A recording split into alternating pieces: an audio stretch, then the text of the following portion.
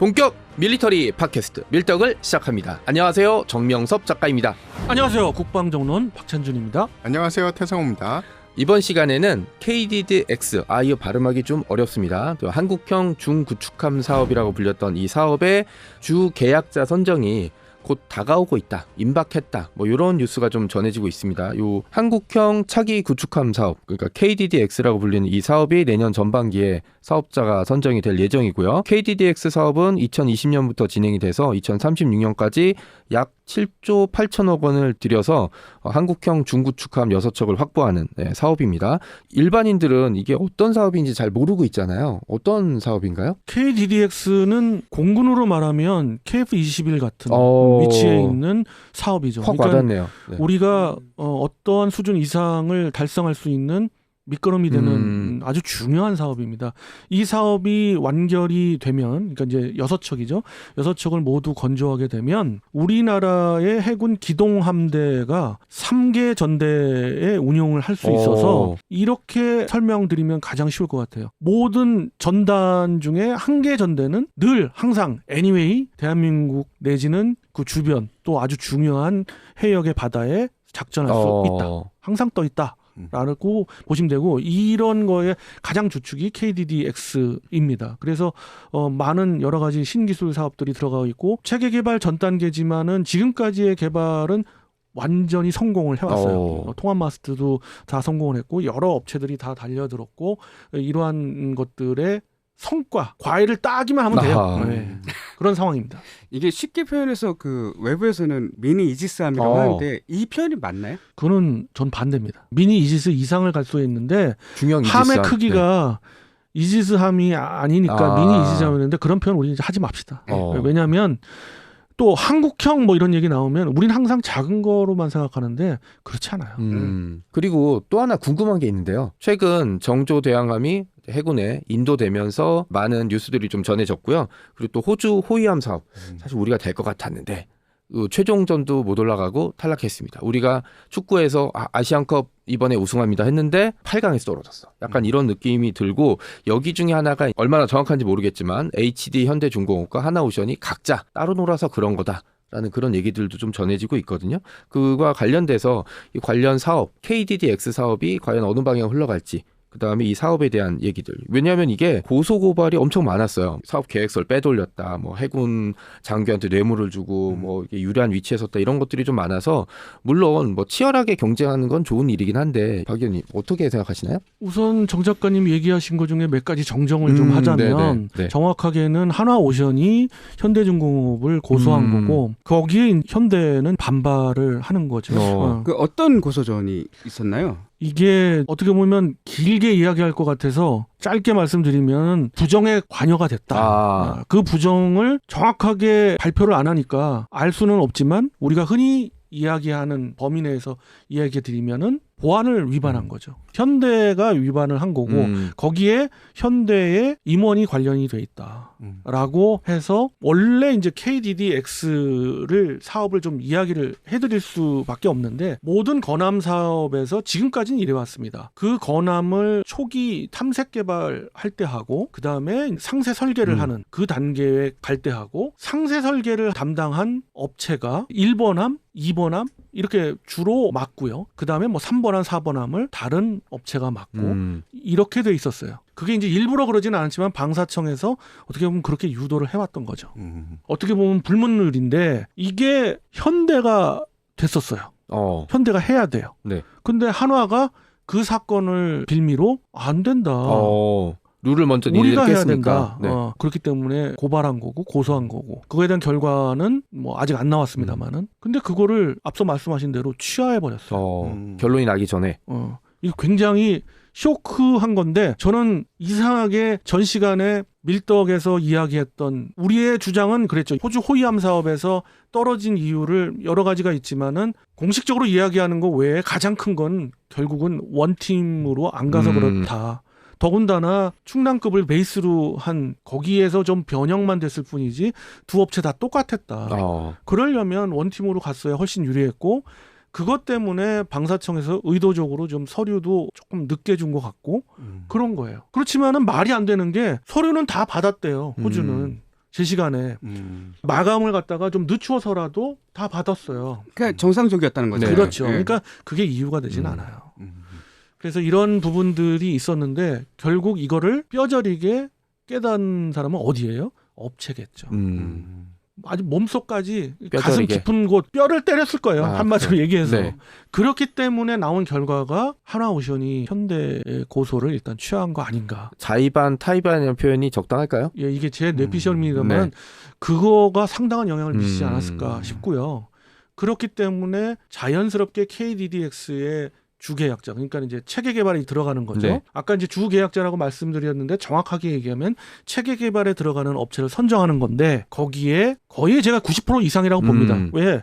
방사청에서 이렇게 하라고 했으니까 결국은 하나와 현대가 같이 공동 사업자로 들어갈 것 같습니다. 요새 언론 쪽에선 어떤 이야기가 많이 나오고 있냐 하면은 하나가 좀 욕심을 많이 부린다. 그래서 무슨 드라마에 나오는 이야기인데 재벌 3세의 전쟁이다. 그리고 언론 종사자들을 예전에 비해서 하나가 많이 스카웃을 했거든요. 그러면서 이 모든 포석이 3세의 네. 뭐 앞길을 위해서 포석을 깔아놨다. 이런 얘기가 너무 많이 돌았거든요. 네. 저는 고소를 취하한 데는 말씀하신 게 주 이유고 또 하나는 기업이니까 이미지를 생각을 해야 그러겠죠. 돼서 그런 네. 면도 있지 않을까라는 생각을 합니다. 그렇습니다. 그리고 또 하나 취하를 하는 데 있어서의 향후의 이야기입니다만은 그것도 포석으로 깔아두지 않았을까 싶은 게 앞으로도 계속되는 사업이 있지 않습니까? 그렇죠. 뭐 전 시간에도 호주의 호위함 사업은 물 건너갔지만 그 외에도 계속해서 큰 건들이 있다. 맞습니다. 네. 캐나다 사업도 있고 폴란드 사업도 있고 필리핀 사업도 있고 그렇습니다. 이러한 사업들을 계속하기 위해서라도 교통정리가 필요하다. 거기에서 한화가 일단 한 발 뒤로 가야 된다라는 거죠. 만약에 원팀으로 갔을 때 현대중공업과 하나가 손을 맞잡고 사업을 진행할 때 가장 큰 시너지는 뭘까요? 우선 그겁니다. 방위사업청으로 대면되는 그러니까 대한민국 정부가 적극적으로 지원해 줄 수가 있다는 거죠. 그럼 그 전까지는 그게 좀 힘들었다는 거죠? 아니죠. 지금까지 거의 원팀 비슷하게 그렇죠. 갔어요. 네. 그리고 해상 무기 체계 중에 이게 완벽하게 이렇게 커다란 뭐 구축함급 이상 수출되는 경우 네. 없었어요. 잠수함 그렇게 작은 규모만 갔지 큰 규모는 한 번도 없었어요. 그렇기 때문에 수출에 있어서 각자 갖고 또 이런 게 있습니다. 어차피 방위사업청에서 한화오션에서도 기회를 주고 현대중공업에도 기회를 줬지만 결국 아까 정 작가님이 이런 표현을 쓰셨어요. 물 밑에서도 싸우고 네, 물 위에서도 싸운다. 네. 물 밑에는 한화오션, 물 위는 현대중공업. 이런 쪽으로 조금 특화가 돼 있어요. 나름 교통정리가 완벽하네요. 네, 그렇게 해왔어요. 음. 그리고 기술력이 제가 볼 때도 좀 더 위에요. 그렇지만 뭐 업체가 갖고 있는 기술력이라고 해봐야 결국 ADD가 모두 다 갖고 있고 그들한테 주는 거니까 이제 건함 기준으로 봤을 때 그렇다는 거죠. 이 여기에서 당연히 수출도 그런 쪽 위주로 해왔어요. 근데 이제 서로 간에 욕심이 있는 거죠. 현대중공업도 아까 말씀하셨듯 뭐 하나만 욕심이 네. 있다고 하는데 현대중공업도 당연히 욕심이 그럼요. 있죠. 네. 그리고 이것은 서로 간의 욕심이라고 표현해서 조금은 좀 부정적입니다만은 서로 간의 어떤 선의의 경쟁을 통해서 네. 우리의 어떤 K방산의 시너지를 얻고 나아가 이게 국방 정론에 입각한 우리의 자주국방이 되는 거죠. 이게 이제 정답인 건데 좀 과열됐다 이거고 그리고 한화오션은 커다란 모토가 있습니다. 대한민국의 럭키드 마틴을 꿈꾼다라는 거예요. 그래서 뭐 카이 인수설도 있고 뭐 그렇죠. 이런 거잖아요. 그래서 좀 공격적이었는데 이번에 해보니까 안 되겠는 거예요. 이 대한민국 정부가 적극적으로 도와주지 않는 이상은 방산이 어렵겠구나, 수출이 어렵겠구나는 걸 이번에 안 거예요. 그렇기 때문에 제가 볼 때는 방위산업청의 입장을 적극적으로 따를 것 같다. 하나가 고소 취했을 때 현대의 입장이 중요한데 아직까지는 입장을 내놓고 있지는 않습니다만 제가 볼 때는 90% 숙이고 들어갈 겁니다. 그래야 본인도 이 KDDX 체계개발 계약자 선정에 있어서 같이 들어가게 되죠. 그런 룰을 범했음에도 불구하고. 그러니까 어떻게 보면 호주가 본의 아니게 좀 큰 일을 해줬는데 마지막으로 하나 호주에 부탁할 건 어디가 선정될지 모르겠지만 독일이나 일본이 선정돼서 본인들이 벌 돈보다 더 많이 쓰고 나왔으면 좋겠어요. 호주의 건함 사업이란 거는 그 호주의 국방부 장관 옛날에 얘기했어요. 이놈의 나라의 조선소는 카누조차 제대로 못 만든다. 얘기했다가 노동자에 들고 일어나는 바람에 결국 물러나셔야 했던 적이 있었는데 약간 심포도 바라보는 그런 기분이고요. 어쨌든 이게 잘 정리가 된 것 같은 느낌이 들고 저도 호주 호위함 사업을 봤을 때 좀 이상했던 게 딴 나라는 한 업체들이 들어왔어요. 뭐 한 업체밖에 없을 수도 있겠지만 그러면 정부가 보증해주거나 뭔가 지원해주기 굉장히 쉬운데 우리 같은 경우는 업체가 둘이 들어갔으니까 정부가 어디 편들기도 되게 애매할 거 아니에요. 결론이 나면 모르겠지만 그리고 이 지점들이 앞으로 이제 다른 더 큰 사업들 뭐 캐나다 있고 필리핀 있고 폴란드 있고 또 얘기가 잘 안 나오긴 하지만 사우디아라비아도 이제 잠수함을 도입할 계획인데 뭐 여기도 프랑스랑 중국이랑 우리나라가 각축을 벌이고 있다 이런 얘기들이 좀 나오고 있거든요. 이럴 때 우리가 시너지 효과를 좀 누려봐야 되지 않겠습니까? 이게 원팀이 되면서 뭐 어떤 점이 좀 구체적으로 효과 나올 수 있을까요? 아까 말씀드린 대로 일단 대한민국 정부의 전폭적인 총력적인 지원을 네. 바랄 수가 있고 또 하나는 각국의 어떤 니즈를 정확하게 파악을 해야 되지 않을까 싶어요. 그게 업체 차원에서 이제 확인할 수 있는 것과 정부 차원에서 확인할 수 있는 게 좀 다르잖아요. 다르죠. 근데 네. 그것을 같이 정보를 주고받으면서 우리가 최대한 유리한 방향으로 제안한 거죠. 예를 들면 이런 겁니다. 뭐 이게 이슈가 그쪽 이슈는 아니지만 지금 폴란드의 잠수함 사업에서 그들이 정말 원하는 게 뭘까요? 엄청나게 큰 재래식 잠수함일까요? 그러니까 3,000톤급 이상의 잠수함일까요? 아니면 뭐 어느 정도 되는 2,000톤급 정도의 잠수함일까요? 저는 2,000톤급일 겁니다. 왜? 뭐 대양으로 더 나아갈 수 있는 그런 잠수함을 원하는 것도 아니고 길목을 막을 수 있는 해군이거든요. 뭐 작전을 발트해서 할 테니까. 그렇습니다. 그렇게 따지면 당연히 그쪽이 더 유리할 거죠. 그렇다면 우리는 그쪽에 특화되어 있는 설계를 가지고 가서 뒤밀어야겠죠. 그러니까 한화오션이 됐던 현대중공업이 됐던 그런 쪽의 작전을 짤 거예요. 물론 이제 원팀으로 되면 좀 더 좋은 안이 나오겠습니다만 얘가 그런 겁니다. 또 캐나다는 반대로 2,000톤급 정도를 원할까요? 아니면 3,000톤급 이상을 원할까요? 거기는 지켜야 될 해양이 넓고 그다음에 핵잠수함을 사용하지 못할 때니까 가급적이면 덩치 큰 잠수함을 맞습니다. 원하겠죠. 심지어 탄도미사일까지 장착돼 있는 거면 그런 수직 발사대가 있으면 더 좋은 텐데 그걸 알았는지는 모르겠는데 일본에서 이번에 드롭을 했죠. 일본은 가와사키 중공업하고 미쓰비시 중공업이 같이 들어가는데 네. 걔들은 원팀 그런 거 참 잘하는 것 같아요. 네. 들어가는데 이번에 드롭했어요. 우리는 좀 한시름 났죠. 그러면 이제 경쟁자는 뭐 유럽밖에 없네요.